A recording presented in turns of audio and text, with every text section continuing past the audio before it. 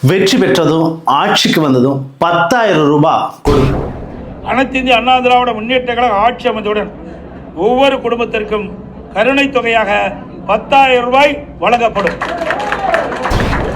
எதிர்க்கட்சி தலைவரும் அதிமுக பொதுச் செயலாளருமான எடப்பாடி பழனிசாமி அவர்கள் சொன்ன இந்த வாக்குறுதி சாத்தியமா என்பதை பற்றி இந்த காணொளியில் விரிவாக பார்க்க இருக்கிறோம். நான் ஊடகவியலாளர் உங்கள் நண்பன் கனிவளவன். தமிழக அரசியலில் தேர்தல் களம் மிக ஒரு உச்சகட்டத்தை எட்டி இருக்கிறது. வாக்குறுதிகள் ஒரு பக்கம் பறந்து கொண்டு இருக்கிறது. கட்சிகள் தொகுதி பங்கீடு போன்ற விவரங்களில் முழுமையாக மூழ்கி இருக்கிறார்கள். ஒரு பக்கம் விஜய் அவர்கள் அழுகாட்சி காவியத்தை நடத்தி முடித்து இருக்கிறார். இன்னொரு பக்கம் திருச்சியில் சீமான் அவர்கள் இனத்தின் விடுதலை என்று முழங்கி முடித்திருக்கிறார். இவர்களுடைய அரசியல் ஒரு பக்கத்தில் ஒரு பாணியில் சென்று கொண்டு இருக்கிறது என்றால், திமுகவும் அதிமுகவும் அவர்களுடைய பாணியில் தங்களுடைய தேர்தல் அரசியல் களத்தை அவர்கள் சந்தித்து வருகிறார்கள். அதற்கான வாக்குறுதிகள், கூட்டங்கள், மாநாடுகளை நடத்தி வருகிறார்கள். இப்படியாக தேர்தல் களம் சென்று கொண்டிருக்கிறது. இன்று ஒரு முக்கியமான அறிவிப்பை எடப்பாடி பழனிசாமி அவர்கள் வெளியிட்டு இருக்கிறார். மறைந்த முன்னாள் முதலமைச்சர் ஜெயலலிதா அவர்களுடைய 78வது பிறந்த நாளை அவர் இன்று கொண்டாடினார். கட்சி தொண்டர்களுடன் கொண்டாடினார். கேக் வெட்டி தொண்டர்களுக்கு வழங்கினார். அதைத் தொடர்ந்து ஒரு முக்கியமான அறிவிப்பை வெளியிட்டார். மூன்றாவது கட்டமாக தேர்தல் வாக்குறுதியை அவர் இன்று கொடுத்திருக்கிறார். இந்த வாக்குறுதிகளைத்தான் நாம் விரிவாக பார்க்க போகிறோம்.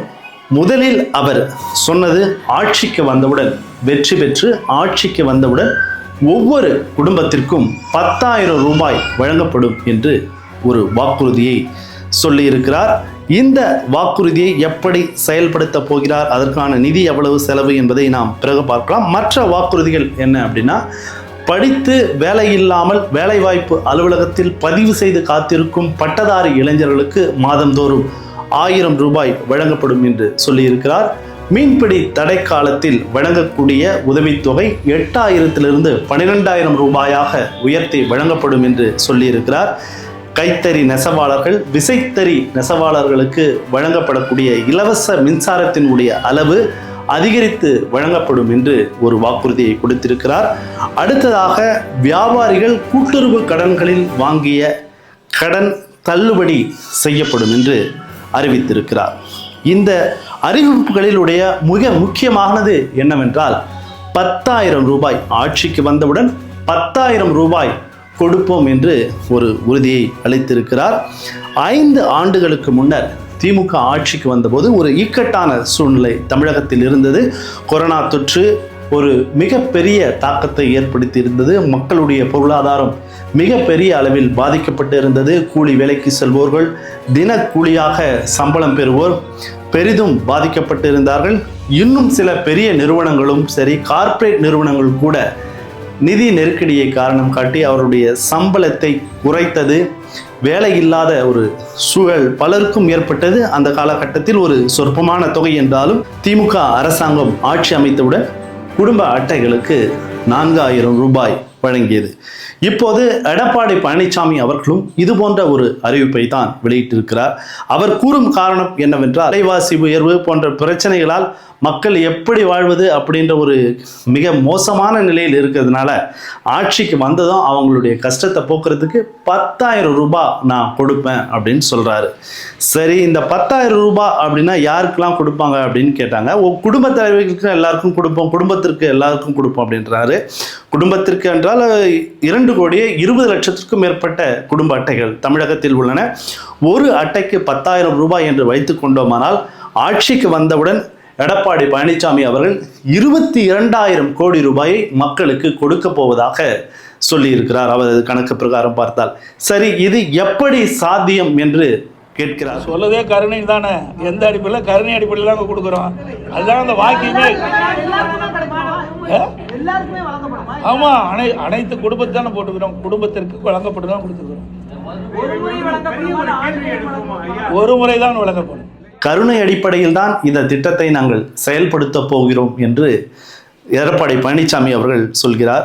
கருணை அடிப்படையில் பணம் கிடைக்குமா என்பது அது அவருக்குத்தான் தெரியும்.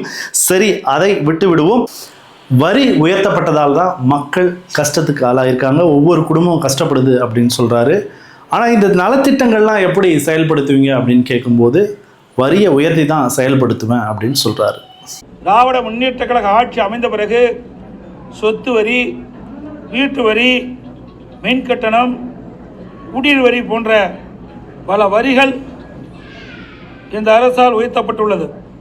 இதனால் மக்களின் அன்றாட குடும்ப சுமை பன்மடங்கு அதிகரித்து விட்டது.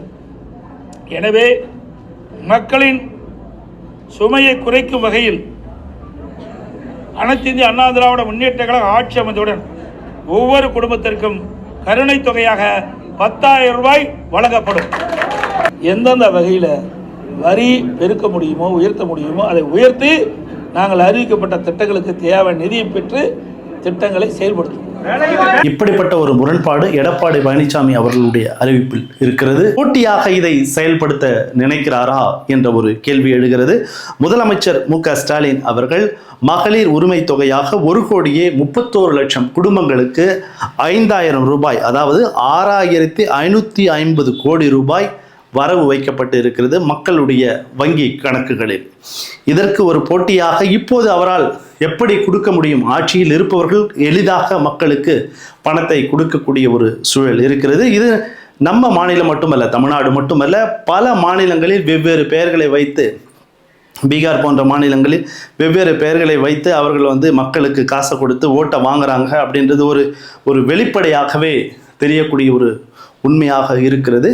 திமுகவை எப்படியாவது இந்த தேர்தலில் வீழ்த்தி ஆட்சியை பிடிக்க வேண்டும் என்ற ஒரு நோக்கத்தில் இந்த வாக்குறுதியை அவர் கொடுத்திருக்கிறார் என்பதை நாம் புரிந்து கொள்ள முடிகிறது.